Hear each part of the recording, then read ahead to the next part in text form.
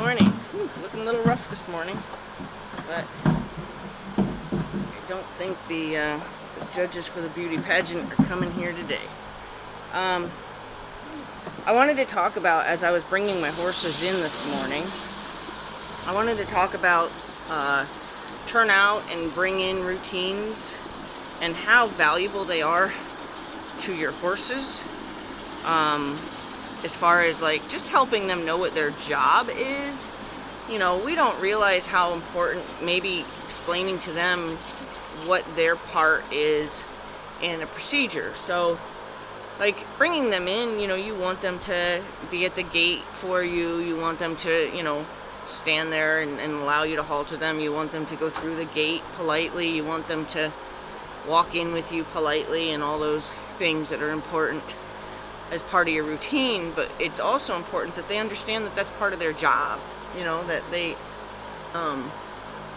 they're expected to do those things politely and you know, in assistance of you, in participation of the job. That's their part. They need to participate. I'm a stickler on making sure horses are always respectful. And even my horses that are, Ritz is 16. Even my horse, who's 16 years old, may one day decide, I'm going to see if the rules have any flexibility. What if I walk 2 feet ahead of mom? Is she going to tell me I'm doing something wrong?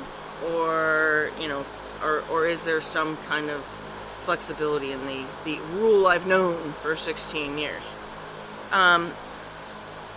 Instead of ignoring it and being like, oh, you know, I don't have time to work on this today, or ignoring it like, even, oh, it's just him today, it's just a moment he's having or whatever.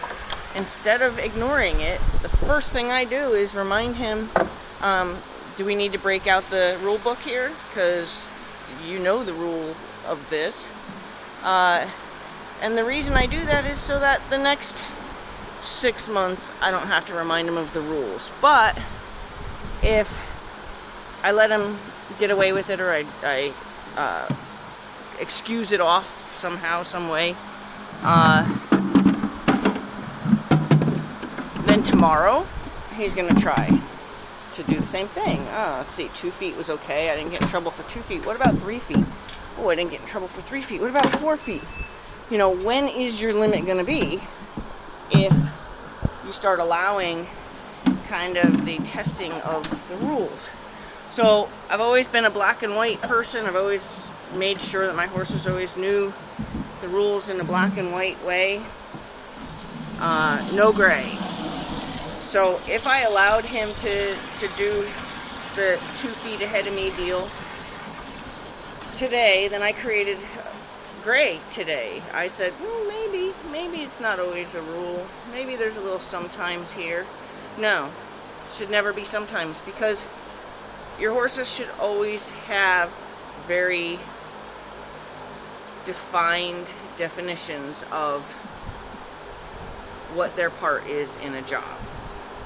They should always lower their head for the halter. They should always turn their head a little bit off to the side so you can do the throat latch clip. They should always go through a gate and turn and face after they've gone through the gate and wait for you to latch the gate. They should always come through the gate with respect and with quiet movement.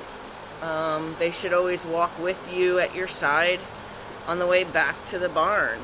They should go into their stall without trying to, you know, rip their sides off on the hinge. They should turn and face and have their halter removed before they dive their nose down into their food buckets.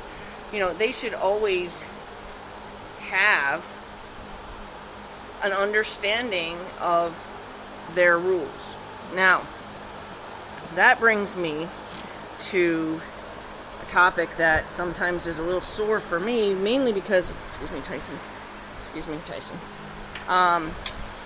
Because I've talked to people, you know, who have like bigger barns, and I explain to them, you know, like my rules, or I explain to them, I share with them my thoughts on certain things like that. And often a response would be along the lines of, well, we're too big for that. I have too many odd people helping on my barn to have any kind of set rules of how to do something. Everybody kind of just does their own thing, their own way, and as long as it gets done, we don't care. Well, I hate to say, it does matter to the horses. It does matter to the next guy who didn't know that the person who brought him in or whatever the day before was rough or did it out of order or whatever. And now you have confused horses and horses that do not know the rules because they change so much. So my theory on that is, if you don't have time for something, then either you have too many horses for just you to handle, or you're understaffed. Whichever one works better for you. If you don't want to have a staff, or you can't afford a staff, then you need to downsize enough that you have manageable amount of horses. If you can afford a staff, and you want a staff, and you have a lot of horses to manage, then you have farm meetings. You have a understanding.